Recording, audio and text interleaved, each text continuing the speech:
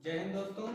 आज का हमारा जो टॉपिक है वो ऑब्जेक्टिव क्वेश्चन श्रृंखला पे आधारित है। आज के टॉपिक में हम 10 ऑब्जेक्टिव क्वेश्चन हल करेंगे और जो बहुत ही इंपॉर्टेंट ऑब्जेक्टिव क्वेश्चन है पेपर की तरफ से। और पेपर में आपको ऑब्जेक्टिव क्वेश्चन उनमें से कोई ना कोई ऑब्जेक्टिव क्वेश्चन जरूर मिलेंगे, कुछ ना कुछ, ठीक है। और पेपर में जो ऑब्जेक्टिव क्वेश्चन आते हैं वो 10 ऑब्जेक्टिव क्वेश्चन पूछे जाते हैं। कितने पूछे जाते हैं? 10 objective question, 10 objective type question पूछे जाते हैं और खंड आ में दिए रहते हैं। खंड आ जो होता है 10 ऑब्जेक्टिव क्वेश्चन का होता है और उसमें 10 क्वेश्चन आते हैं। 10 में से 10 क्वेश्चन आपको करने होते हैं और जो 10 क्वेश्चन होते हैं कितने अंक के होते हैं? 10 अंक के होते हैं, ठीक है। और इसमें 10 अंक के होते हैं, प्रत्येक क्वेश्चन 1 अंक का होता है। और ये जो क्वेश्चन होते हैं आपके प्राविधिक कला में जो चैप्टर होते हैं उन्हीं पर आधारित होते हैं। जैसे ठोस ज्यामिति के हो सकते हैं, क्षेत्रफल के हो सकते हैं, सभी चित्र के हो सकते हैं, दीर्घवृत्त के हो सकते हैं, मापनी से संबंधित हो सकते हैं, संदर्भ चित्र आता है उससे संबंधित हो सकते हैं, ठीक है। बेलन, शंकु, समपार्श्व आदि पर आधारित होते हैं। तो हम आज के टॉपिक में हम 10 ऑब्जेक्टिव क्वेश्चन पे बात करेंगे और फिर इसके आगे अगले टॉपिक पे भी 10 ऑब्जेक्टिव क्वेश्चन के बारे में बात करेंगे। हम आपको कुछ ऑब्जेक्टिव क्वेश्चन सॉल्व करवाएंगे जो जिनमें से आपको पेपर में क्वेश्चन मिलेंगे, ठीक है। तो आज का हमारा जो वीडियो है उसमें हम देखते हैं प्राविधिक कला। प्राविधिक कला 12 अच्छा 12। इसमें हम पहला ऑब्जेक्टिव क्वेश्चन जो हमारा होगा उसके बारे में हम देखते हैं कि पहला ऑब्जेक्टिव क्वेश्चन हमारा क्या होगा कि एक आकृति के बराबर दूसरी आकृति बनाने का अर्थ है दूसरी आकृति को क्षेत्रफल में, एक आकृति जो है एक आकृति को दूसरी आकृति में मतलब बनाने की जो विधि है, अर्थ है उसका, जो आकृति का क्षेत्रफल में क्या होता है। तो देखते हैं कौन सा क्वेश्चन है। एक आकृति के बराबर दूसरी आकृति को एक आकृति के बराबर दूसरी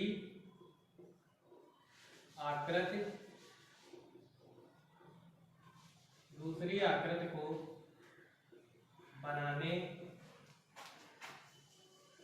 का अर्थ है। एक आकृति के बराबर दूसरी आकृति को बनाने का अर्थ है दूसरी आकृति को क्षेत्रफल में, दूसरी आकृति को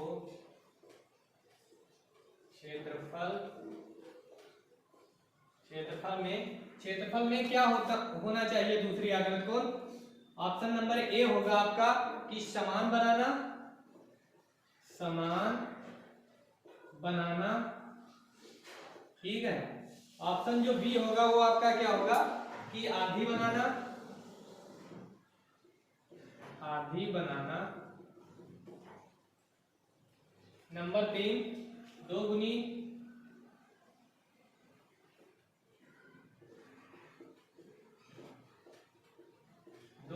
बनाना। और डी जो होगा, डी ए होगा और डी जो होगा असमान बनाना,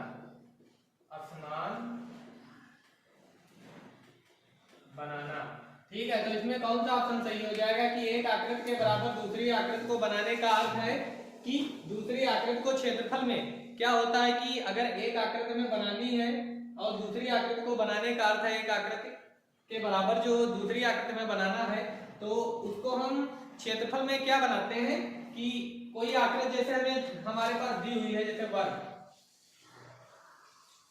ठीक है। अब कोई दूसरी आकृति बनानी है इसके बराबर हमें दूसरी आकृति अगर बनानी है तो उसको हम क्या करेंगे कि उसको हम क्षेत्रफल में कैसा बनाएंगे कि इसका क्षेत्रफल जो होगा उसके क्षेत्रफल के बराबर ही तो बनाएंगे। अगर दूसरी आकृति बनानी है तो जो वर्ग का क्षेत्रफल होगा, अगर हमें त्रिभुज बनाना है तो त्रिभुज का भी क्षेत्रफल उतना ही होना चाहिए। तो क्या होगा इसमें ऑप्शन कौन सा सही हो जाएगा? ए। क्या करना होता है कि समान बनाना होता है, ठीक है। क्या बनाना होता है? समान बनाना होता है। क्वेश्चन नंबर 2 देखते हैं। एक आयत या वर्ग का क्षेत्रफल ज्ञात करने के लिए गुणा करते हैं।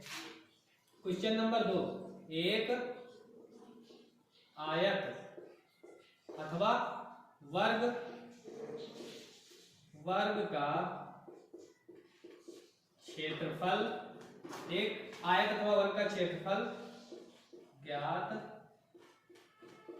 करने के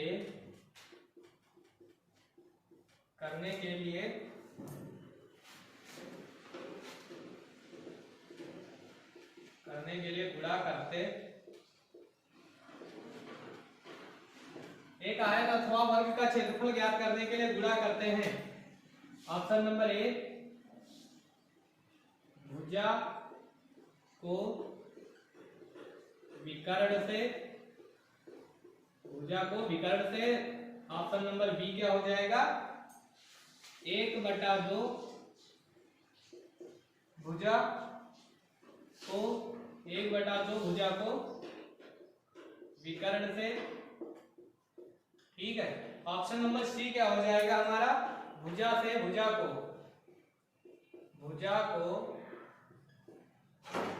भुजा से, और ऑप्शन नंबर डी हो जाएगा भुजा को दूसरी भुजा से,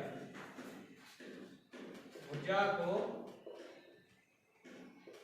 दूसरी 1/2 से। ठीक है, तो इसमें क्या ऑप्शन हो जाएगा, इसमें क्या सही हो जाएगा कि एक आयत अथवा वर्ग का क्षेत्रफल ज्ञात करने के लिए क्या करते हैं, कोई आयत अथवा वर्ग का जो क्षेत्रफल है इसको ज्ञात करने के लिए हम क्या करते हैं, जैसे इसकी ये जो भुजा है आयत की 3 सेंटीमीटर है, ये 2 सेंटीमीटर है, वर्ग की भुजाएं कितनी होती हैं, जैसे बराबर होती है, सभी भुजाएं क्या होती हैं, एक दूसरे के बराबर होती है सभी भुजाएं वर्ग की, और आयत की आमने सामने की भुजाएं बराबर होती है। तो अगर हमें इनका क्षेत्रफल ज्ञात करना है तो क्या करना होता है कि दोनों भुजाएं होती है, भुजा को भुजा से क्या करते हैं, गुणा करते हैं। जैसे इसका क्षेत्रफल ज्ञात करना, भुजा को भुजा से गुणा करेंगे तो कितना हो जाएगा, 6 हो जाएगा, और इसको हम भुजा को भुजा से गुणा करेंगे तो इसका क्षेत्रफल क्या हो जाएगा, 16। तो हम क्या करते हैं, इसमें ऑप्शन नंबर सी सही हो जाएगा। ठीक है, राइट आंसर क्या होगा, ऑप्शन नंबर सी होगा। ठीक है, अगला क्वेश्चन देखते हैं, क्वेश्चन नंबर 3 की क्वेश्चन नंबर 3 क्या कह रहा है कि एक ही आधार पर समान ऊंचाई वाले, एक ही आधार पर समान ऊंचाई वाले, एक ही आधार पर समान ऊंचाई वाले यदि दो त्रिभुज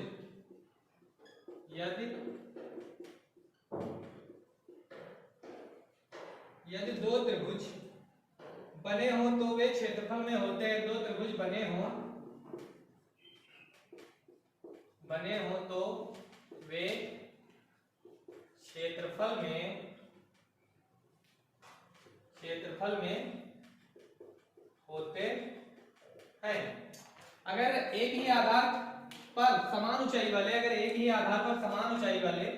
जैसे एक ही आधार है, ये इसी आधार पर यदि समान ऊंचाई वाले दो त्रिभुज बने हों समान ऊंचाई वाले, ये समान ऊंचाई वाले एक ही आधार से दो त्रिभुज बने हों, ऐसे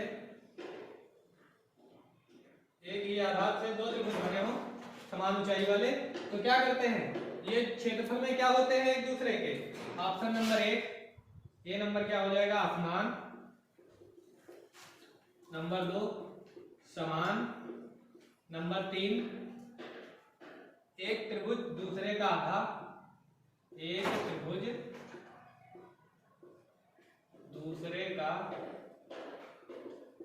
आधा, नंबर डी क्या हो जाएगा, डी हमारा ऑप्शन हो जाएगा एक त्रिभुज दूसरे का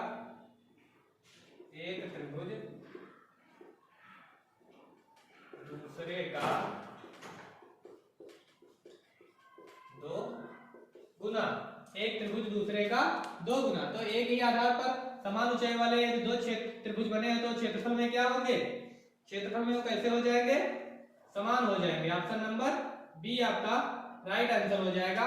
क्वेश्चन नंबर 4 हम देखने वाले हैं कि क्वेश्चन नंबर 4 क्या कह रहा है कि यदि एक आयत की लंबाई 2 डेसीमीटर और चौड़ाई 2 सेंटीमीटर हो, यदि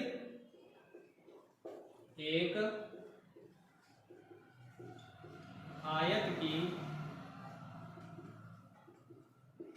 लंबाई 2 डेसीमीटर तथा चौड़ाई 2 सेंटीमीटर हो तो उसका क्षेत्रफल होगा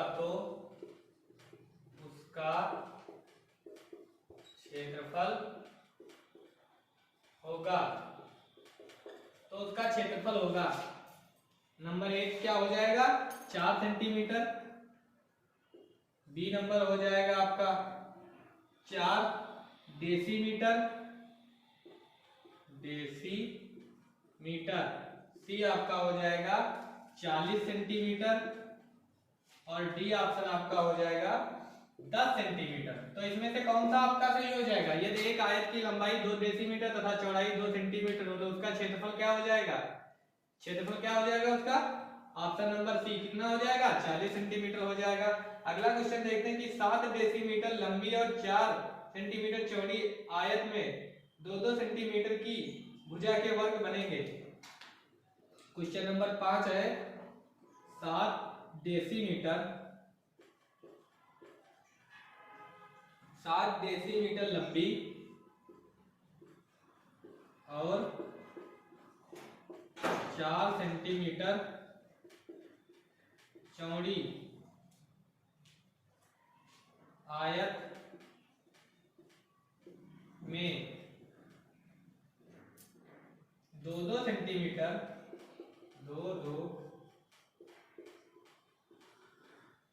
2-2 सेंटीमीटर की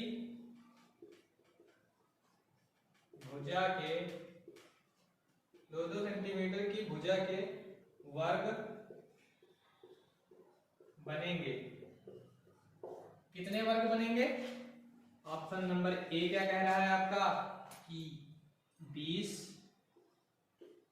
ऑप्शन बी क्या कह रहा है 10, ठीक है। ऑप्शन सी जो कह रहा है आपका 80, ऑप्शन डी कह रहा है 40। तो इसमें कितने वर्ग बनेंगे? 7 डेसीमीटर लंबी और 4 सेंटीमीटर चौड़ी आयत में 2-2 सेंटीमीटर के भुजा के वर्ग कितने बनेंगे? कितने वर्ग बन जाएंगे? 20 वर्ग बन जाएंगे। क्वेश्चन नंबर 6 क्या कह रहा है? एक त्रिभुज का आधार 6 सेंटीमीटर, एक त्रिभुज का आधार 6 सेंटीमीटर तथा ऊंचाई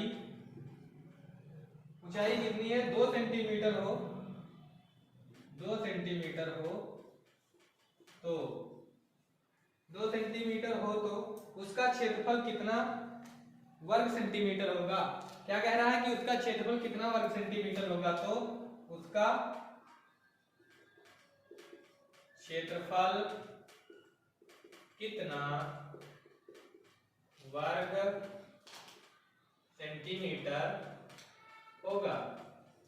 क्या कह रहा है कि एक त्रिभुज का आधार 6 सेंटीमीटर और तथा उसकी ऊंचाई 2 सेंटीमीटर हो तो इसका क्षेत्रफल कितना वर्ग सेंटीमीटर होगा? तो कितना वर्ग सेंटीमीटर हो जाएगा? ऑप्शन नंबर ए का है 24, बी क्या कह रहा है आपका 3 सेंटीमीटर और सी आपका कह रहा है कि 12 और डी आपका कह रहा है 6 सेंटीमीटर। तो इसमें कौन सा ऑप्शन सही हो जाएगा? 6 सेंटीमीटर वाला, ठीक है। कौन सा ऑप्शन सही हो जाएगा? 6 सेंटीमीटर 6 वर्ग सेमी होगा, ठीक है। इसका क्षेत्रफल जो होगा 6 वर्ग सेमी हो जाएगा। इतने ऑब्जेक्टिव क्वेश्चन आपको समझ में आए? अगर ना समझ में आए हो तो आप कमेंट कर सकते हैं, ठीक है। और अगर समझ में आए तो चैनल को अगर सब्सक्राइब ना किया हो तो सब्सक्राइब भी कर दे और बेल आइकन को भी प्रेस कर ले ताकि जो अगली वीडियो की नोटिफिकेशन हो आप तक सबसे पहले पहुंचे। और वीडियो को ज्यादा से ज्यादा शेयर करें ताकि अन्य लोगों को भी इसका प्रॉफिट या बेनिफिट हो सके, ठीक है। आगे के और क्वेश्चन हम अभी 4 क्वेश्चन और सॉल्व करेंगे। इतने समझ में आए हो आप आराम से स्क्रीनशॉट लेके भी पढ़ सकते हैं और बहुत ही इंपॉर्टेंट क्वेश्चन है, कृपया इग्नोर ना करें, इन्हें ध्यान से देखें और लास्ट तक वीडियो को जरूर देखा करें क्योंकि इससे आपको ही लाभ प्राप्त होगा, इसमें पढ़ाने वाले का कोई, ठीक है। तो देखते हैं नेक्स्ट वीडियो। अगले क्वेश्चन देख लेते हैं थोड़े से।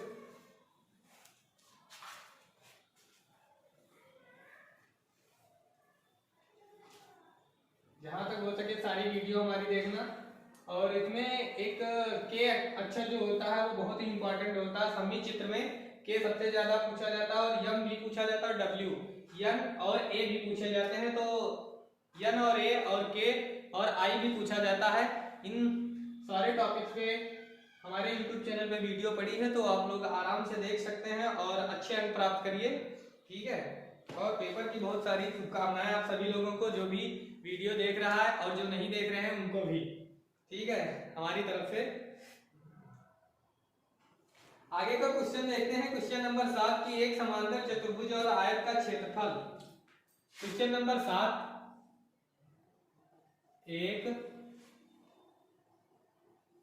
क्वेश्चन नंबर 1 समांतर चतुर्भुज और आयत का क्षेत्रफल। एक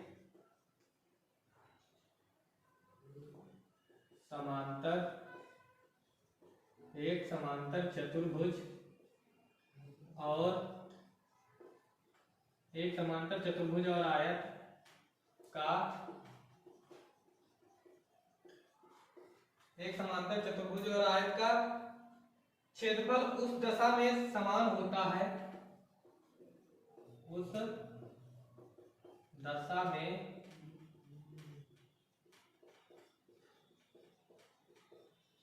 समान होता है यदि बराबर हो। किसके? यदि बराबर हो तो किसके? तो ऑप्शन नंबर ए इसमें क्या कह रहा है? आधार और भुजा, आधार और भुजा। ऑप्शन नंबर बी क्या कह रहा है? भुजा और विकर्ण, भुजा और विकर्ण। ठीक है, ऑप्शन नंबर सी क्या कह रहा है? आधार और ऊंचाई, आधार और ऊंचाई। अगर आपका कायदे से पढ़ा है तो इसमें पढ़ते ही, क्वेश्चन को पढ़ते ही आंसर बाहर हो जाता है। ठीक है, सामने आमने सामने की भुजाएं, आमने सामने की भुजाएं। ठीक है, आमने सामने की भुजाएं बराबर हो, या आधार और ऊंचाई बराबर हो, या भुजा और विकर्ण बराबर हो, या आधार और भुजा बराबर हो। क्या होना चाहिए इसमें? ऑप्शन नंबर आपका सी सही हो जाएगा। आधार और ऊंचाई जब बराबर होंगी क्षेत्रफल में, आयत का क्षेत्रफल उस दशा में समान होता है जब उसके आधार और ऊंचाई बराबर होते हैं। ठीक है, अगला क्वेश्चन हम देखते हैं। क्वेश्चन नंबर कौन सा देखते हैं? 8 नंबर क्वेश्चन देखते हैं। 8 में क्या, क्वेश्चन नंबर 8 में क्या होने वाला है? किसी वृत्त का क्षेत्रफल होता है, किसी वृत्त का क्षेत्रफल होता है। किसी वृत्त का जो क्षेत्रफल होता है क्या होता है? ऑप्शन नंबर ए है 22/7 गुणे त्रिज्या,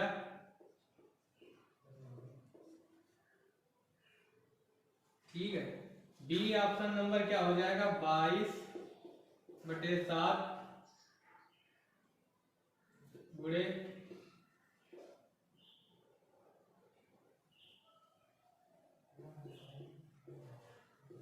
त्रिज्या स्क्वायर। ऑप्शन नंबर सी आपका क्या हो जाएगा? 2 त्रिज्या, ठीक है, -22/7। डी नंबर क्या हो जाएगा आपका? 2 गुणे त्रिज्या गुणे 22/7। इसमें क्या सही हो जाएगा? अगर आपने कभी मैथ पढ़ी है, शायद 10th तक तो सभी मैथ पढ़ते हैं, ठीक है। तो उसमें क्या होता है कि जब वृत्त का हमें क्षेत्रफल ज्ञात करना होता है तो उसमें हम पढ़ते हैं पाई आर स्क्वायर वगैरह, ठीक है। पाई का मान कितना होता है? पाई जो ऐसे बनता है, पाई का मान कितना होता है? 22/7। तो वृत्त का जो क्षेत्रफल होता है पाई आर स्क्वायर होता है। तो कितना हो जाएगा वृत्त का क्षेत्रफल? बी बी ऑप्शन क्या हो जाएगा आपका राइट आंसर, क्या हो जाएगा बी वाला ऑप्शन। ठीक है, क्वेश्चन नंबर 9 हम देख लेते हैं कि इसमें क्या होता है। वृत्त के कोई भी दो व्यास, वृत्त के कोई भी दो व्यास, वृत्त के कोई भी दो व्यास अनुपात में एक दूसरे के कितने होते हैं? अनुपात में एक दूसरे के कितने होते हैं? अनुपात में एक दूसरे के कितने होते हैं? एक आधा, बी समान, सी असमान, डी दो गुना। इसमें कौन सा राइट आंसर क्या हो जाएगा? समान। क्या हो जाएगा राइट आंसर? समान, ऑप्शन नंबर बी लिखा है। अगला क्वेश्चन है 3 सेंटीमीटर व्यास के वृत्त के बराबर एक आयत दी हुई है। 3 सेंटीमीटर व्यास के वृत्त के बराबर एक आयत दी हुई है। एक आयत दी हुई है। इस आयत का आधार यदि वृत्त की त्रिज्या का, इस आयत का आधार यदि वृत्त की त्रिज्या का, वृत्त की त्रिज्या क्या 3 सही 1/7, 3 सही 1/7 है, 7 गुना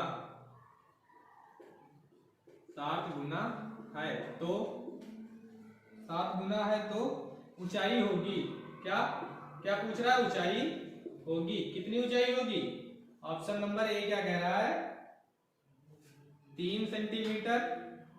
ठीक है, बी 1.5 सेंटीमीटर, सी 4.5 सेंटीमीटर, डी 6 सेंटीमीटर।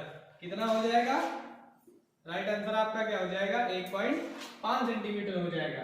ठीक है, आज के टॉपिक में हमने 10 ऑब्जेक्टिव क्वेश्चन सॉल्व किए हैं। अगले नेक्स्ट वीडियो में हम आगे के 10 क्वेश्चन सॉल्व करेंगे। तब तक के लिए जय हिंद और मिलते हैं नेक्स्ट वीडियो में। बाय।